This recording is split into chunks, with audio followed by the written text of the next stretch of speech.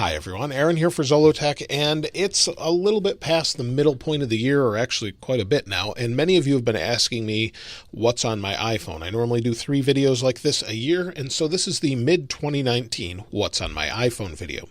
And if you watch any of my videos, you'll know that the main home page does not change a lot, and that's because I leave my most used apps on the home screen, or my main page, and the things I use the most are generally toward the bottom. So I've organized it like this since the first iPhone, and many of these have not changed since some of these apps came out, like Instagram and Twitter. Now I'm using Pocket Casts for my podcasts, and then also Google Tasks for any of my tasks. I've been trying this. You can go back and forth between an Android phone. As I'm often testing different things, you'll see there's tasks. You can just add a task. It's very simple and straightforward, and it's similar to reminders, but again, it carries across different platforms. So I've been trying that out. Now, of course, these are all stock apps down here, so you're pretty familiar with those. And then, of course, Tesla is for my car, my key for my car. And then I have my social apps here. And so these are apps that I use often, but not as often as the other social apps on the bottom row. So that's it. For that, my Facebook page, my Zollotech Facebook page, I can talk to you back and forth using the Facebook page app. It's really good, and I use it all the time. Of course, my YouTube stuff is here. And then news. So I actually use probably Google News the most, and Heartfeed, which is my own feeds that I picked. So just different sites that I've followed for years are in here. And then Nest for security cameras, Google, a couple other things that have just been there forever. I've used these forever. And what I do is I change this page up here. It's kind of disorganized, and also this one here. So I try different apps. I'll move them around. And some of these things I don't use, some of them I do. Sometimes I need to get rid of them. So for example, the WWDC app, I probably won't use that for a while, but I don't necessarily want to get rid of it. So I'll move it into my extras, which is actually all of the different Apple apps. And that's good there. So I have entertainment apps up here, and some of these are pretty standard.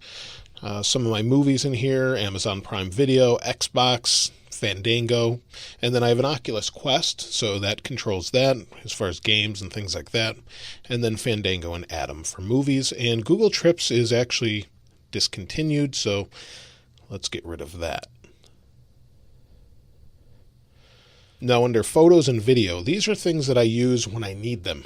So I don't use them as often as I probably should, but things like Pixelmator and iMovie and Procam and Google Photos. But I do use the Filmic Pro and Filmic Remote when I'm recording video with my iPhone often. So those I do use. But oftentimes the way I use my iPhone is I just search for the app. If I don't know where it is, I'll search for it. I could leave everything in folders except for what's on my main screen and just search for it. Then LifeX controls lights, so I use those. This app is very laggy and stuttery and doesn't work very well, but it's there. And then food, Dunkin' Donuts, Starbucks, Papa John's. Pretty standard. For finances, just some banking apps I've talked about before. Audio has things like SoundCloud, iChill, which I don't really use either, Audible, and Live Air Traffic Controller. So that's for the local Charlotte airport actually has a lookout where you can just watch planes go and take off or land, and you can listen to the air traffic controller. That's when I use that. Otherwise, I don't really use it. Then the home app, of course, I control different utilities and things. Then this is one that's kind of interesting. So my router at home, speed test, decibel that tells you how loud things are. iNet tells you everything on your network. I like that app. Dropbox, T-Mobile. This is very disorganized, as you can see. Like I said, I just search for things most of the time. Geekbench, Ping if I need to ping something. Google Authenticator. Just things that I may use or may not, like Pure Switch. I don't have that anymore. And I should just delete a lot of these. So I just kind of shove things into folders. This is kind of like a junk drawer, if you will, of folders. And that's that. Sleep IQ is for a sleep number bed. Everlance tracks miles. So if you drive to businesses and things, it's a free app to track your miles when you're doing business. Telegram is great if you want to follow people that have wallpapers and things like that. There's a few people here at the top. Then extras, like I said, has a lot of Apple apps in them. Nothing really spectacular there. Charging, although I haven't used this too much, just maybe find other chargers for my Tesla. Feedback app, which is something you should be using if you use iOS betas. Wemo is actually a plug, so you'll see the light here just went out. Hit it again. It'll turn on. It'll take a second. There we go. We're back on. 1Password is a password vault. Gmail, OfferUp. These are things that may go away. So Dribbble, Dr. Mario World, Realtor, OfferUp, those may not stay. So that's kind of why they're down here. And then a couple others.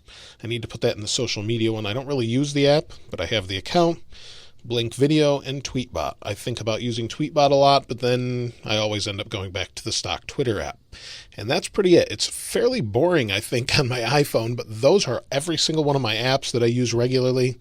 And honestly, I use this section right here the most. But let me know what you think in the comments below. Do you have any suggestions for me? Maybe something that's better than Pocket Casts? I know of others as well, but I always end up coming back to that because it's the same on Android as well. It's cross-platform. But let me know what you think in the comments below. What's your favorite version of these? And how do you organize your phone as well? Let me know in the comments below. Of course, I'll link this wallpaper in the description, as I always do. If you haven't subscribed already, please subscribe and hit that notification bell if you'd like to see videos as soon as they come out. If you enjoyed the video, please give it a like. As always, thanks for watching. This is Aaron. I'll see you next time.